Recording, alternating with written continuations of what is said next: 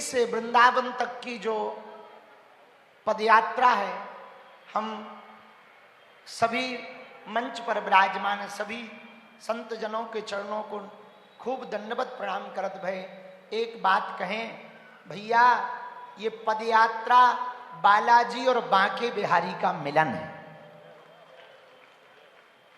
ये पदयात्रा यमुना महारानी का यमुना महारानी से मिलन है।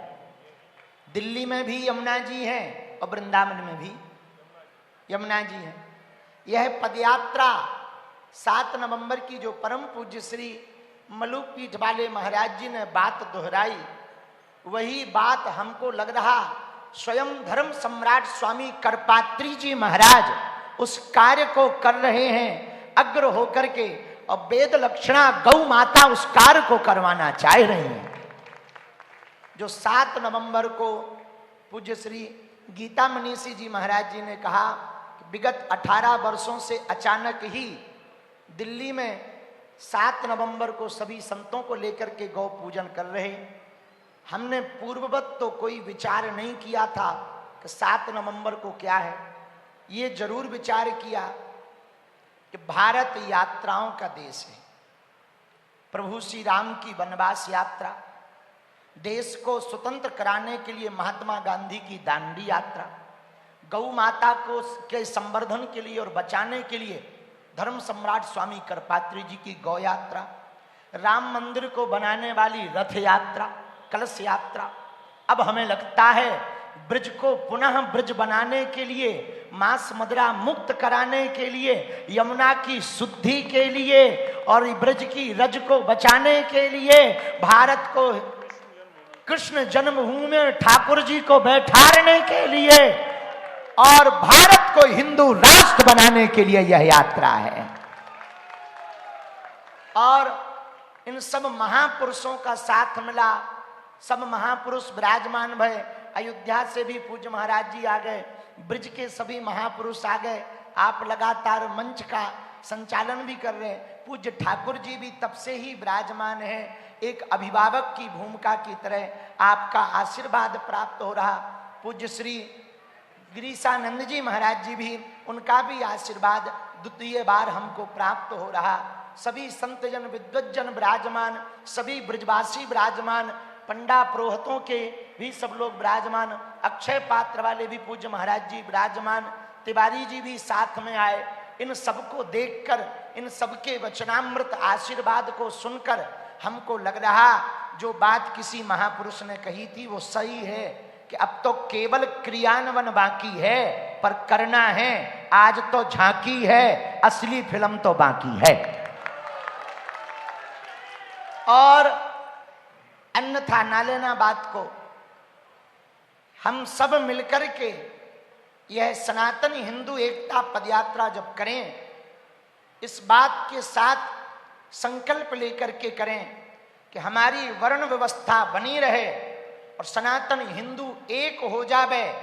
और ऐन कैन प्रकारेण हम एक बात की, कई लोग महापुरुषों ने हमको बार बार कहा तो लिखा भी है, पर एक बात हम कह देते हैं, महाराज जी की यदि आज्ञा लगेगी तो यात्रा के पूर्व में एक दिन का कार्यक्रम ठाकुर जी विराजमान होवे मथुरा कृष्ण जन्मभूमि के आसपास किया जाएगा। और वहीं से संकल्प लेकर के फिर पदयात्रा की आगामी यात्रा पर बढ़ेंगे। और 7 नवंबर से को ध्वज उठाकर 16 नवंबर को श्री ठाकुर जी के चरणों में सभी संत जनों को आगे कर कर इनके पद चिन्हों पर पीछे पीछे चलकर हम प्रयत्न करेंगे। हमारी सामर्थ्यता तो नहीं है। वो कहते हैं कि तन से भी दुखी हैं और मन से भी दुखी है। तन ऐसो कमजोर है कि 1.5 हड्डी है, मन ऐसो है कि धर्म विरोधी ताकतें खूब सक्रिय हैं। फिर भी इन संतों का आशीर्वाद अब मिल गया तो ये तय है कि तन भी हष्टपुष्ट रहना है और मन भी हष्टपुष्ट होना है। क्योंकि महापुरुष जब आशीर्वाद देते हैं तो बाहर की परिस्थिति तो सुधरती है, मन स्थिति भी सुधरती है। तो इन महापुरुषों का, ब्रजवासियों का, आज जो ब्रजवासियों का प्रेम देखा, उन ब्रजवासियों का आशीर्वाद मिला। मान मंदिर वाले पूज्य महाराज जी के यहाँ से भी उपस्थित हुए, श्री विनोद बाबा के यहाँ से भी पूज्य श्री पंडित बाबा उपस्थित हुए, और पूज्य श्री कार्षणी पीठ वाले रमण रेती वाले पूज्य महाराज जी ने भी आशीर्वाद दास को भेजा। और हमको बरसाने वाले पूज्य श्री विनोद बाबा जी ने तो पूज्य पंडित बाबा जी के द्वारा संदेशा कहा कि वैसे तो हम कहीं जाते नहीं हैं, पर पद यात्रा में जरूर आएंगे। भैया, इससे लग रहा है कि निश्चित रूप से यह पदयात्रा निर्विघ्न संपन्न होनी ही होनी है। लेकिन अभी भी हम लोगों को चुप नहीं बैठना है, क्योंकि लगातार आक्रांता, जैसा कि महंत राजू दास जी ने बताया था, वो पीछे लगे हुए हमारी वेद परंपरा को मिटाना चाह रहे, रामचरितमानस को जलाते हैं, गौ माता को लगातार काटा जा रहा है, गौवंश सड़क पर विचरण कर रहा है। भारत का दुर्भाग्य देखो, हम जिसे माता कहते हैं वो गौवंश हमारी सड़क पर है, जिसे हम माँ कह करके पुकारते हैं। और पूज्य मलुकपीठ वाले महाराज जी ने एक बात कही थी, हमको हृदय में बैठी हुई वो बात है। बोले सुनो, भारत को यदि हिंदू राष्ट्र बनाना है तो गौ माता को पहले राष्ट्र माता बनाना पड़ेगा। गाय माता यदि राष्ट्र माता बनेगी तो भारत हिंदू राष्ट्र बनेगा। और दूसरी बात भी पूज्य मलुकपीठ वाले महाराज जी ने बहुत पहले कही थी, वो भी बड़ी अभूतपूर्व। बोले सुनो, कोई ब्रजवासी यदि आपको स्वीकार कर ले तो ये समझना साक्षात ठाकुर जी ने आपको स्वीकार कर लिया है। और आज सभी ब्रजवासियों का जब हमें आशीर्वाद मिला, समस्त ब्रजवासियों की कृपा मिली, तो हमको लग रहा कि ठाकुर जी ने तो स्वीकार किया भी है, उनके जो अष्ट सखा हैं उनने भी हमें स्वीकार कर लिया होगा, और बरसाने वाली ने भी हमें स्वीकार कर लिया होगा, क्योंकि विनोद बाबा के यहाँ से भी आशीर्वाद मिल गया। तो अब हमें लगता है संपूर्ण ब्रजवासियों ने हम पर कृपा कर दी होगी। बची खुची हम पांव पकड़ के कृपा ले ले भी। बरसाने वाली ने वर्षा भी करवा दी, तो जल वृष्टि भी हो गई। तो इससे निश्चित होगा कि यज्ञ कोई होवे और जल बरस जाए तो सफल है। आज संतों की सभा हुई तो यज्ञ हुई और जल बरस गया, मतलब सभा सफल है। हारे हारे। इसके आगे आज के जो बिंदु हैं, वो जो भी बिंदु लिखवाए गए हैं, पूज्य महाराज जी से हम बाद में निवेदन करेंगे। जो महाराज जी संत लोग ब्रजवासी हमें आज्ञा देंगे, उसी मार्ग पर हम आगे बढ़ेंगे और उसी मार्ग पर चल करके 7 नवंबर से 16 नवंबर तक की यह पदयात्रा करेंगे। रुकेंगे नहीं जब तक मथुरा में ठाकुर जी नहीं बैठ जाएंगे, यमुना जी निर्मल नहीं हो जाएंगी, गौ माता राष्ट्र माता नहीं हो जाएगी, और भारत हिंदू राष्ट्र नहीं हो जाएगा, सामाजिक समरसता नहीं हो जाएगी, हिंदू हिंदू भाई भाई नहीं हो जाएगा, तब तक हम चलते रहेंगे, चरे बेती चलते रहेंगे। इसी भाव के साथ पुनः श्री ठाकुर जी के चरणों में, ब्रजवासियों के चरणों में नाक रगड़कर दंडवत प्रणाम करके, और मंच पर विराजमान सभी महापुरुषों के चरणों में नाक रगड़कर दंडवत प्रणाम करके आप सबको भी श्री सीताराम। हम लोगन में अलग अलग बिंदु की चेतना बढ़ते हुए, जामे गौरक्षा भी है, मथुरा को मंदिर भी है, कृष्ण जन्मभूमि को यमुना शुद्धिकरण भी है, एवं अलग अलग आपके बिंदु आपके समक्ष आए हैं। पूज्य धीरेन्द्र कृष्ण शास्त्री जी बोले बातें पहले पूज्य श्री कृष्ण कृपा धाम वाले महाराज जी 2 बिंदु पे अपनो संकेत करना चाह रहे हैं। आदरणीय गीता मनीषी जी महाराज। यहाँ मंच पर पूज्य निर्गुणानंद ब्रह्मचारी जी बंगाल वाले हैं या नहीं? बंगाल से निर्गुणानंद जी, हाँ नहीं, यही है। वो भी विशेष रूप से यहाँ आए हैं। इस बार गीता जयंती पे पिछले वर्ष एक संकल्प लिया था, बंगाल में बहुत बड़ी इस समय आवश्यकता है। इस समय हमें लगता है कि सर्वाधिक आवश्यकता कहीं है तो बंगाल में है। तो वहाँ के सभी विचारधारा के संत, भले ही गौड़ीय परंपरा है, रामकृष्ण मठ है, भारत सेवा आश्रम है, तो हम पीछे जाकर रहे। पिछले वर्ष उन्होंने एक संकल्प लिया कि गीता जयंती से आगे जो रविवार आएगा एक साथ 1 लाख गीता पाठ करेंगे। और उस समय 1,27,000 की रजिस्ट्रेशन हुई सिलीगुड़ी में।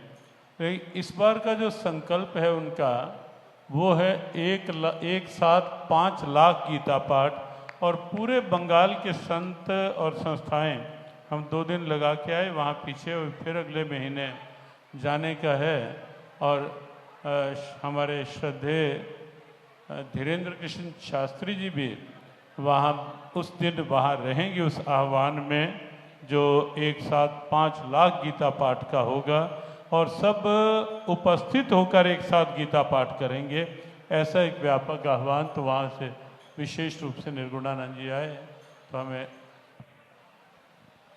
हमारे बीच में अक्षय पात्र परिवार के पुरोधा स्वामी श्री अनंत वीरदास जी यहाँ पे विराजमान हैं।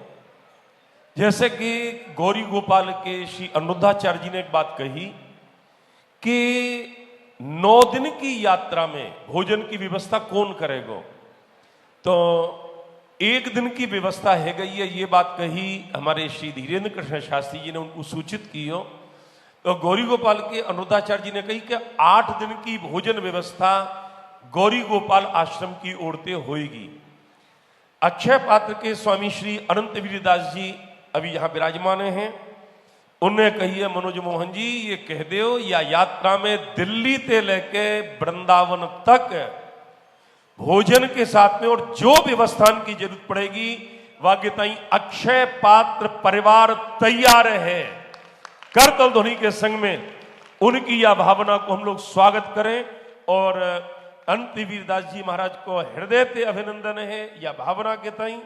और अब श्री धीरेन्द्र कृष्ण शास्त्री जी आपके ताई सुनवे को एक बार जरा जोड़ते गर्जना करो, बागेश्वर धाम की जोरदारी थे। धीरेन्द्र कृष्ण शास्त्री जी देखो एक बात सुन लियो, हनुमान जी थे जब कही ना कि सागर पार जाए के जानकी जी की सुध लेके आओ, तो वो चुपचाप बैठे हुए। और ऐसे ही हम सब लोग बोल रहे हैं लेकिन वो चुपचाप बैठे हुए।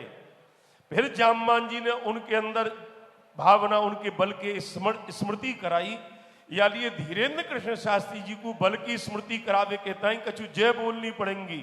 बागेश्वर धाम की, श्री हनुमान जी महाराज की, सन्यासी बाबा की, श्री वृंदावन बिहारी लाल की, यमुने महारानी की, श्री धीरेन्द्र कृष्ण शास्त्री जी।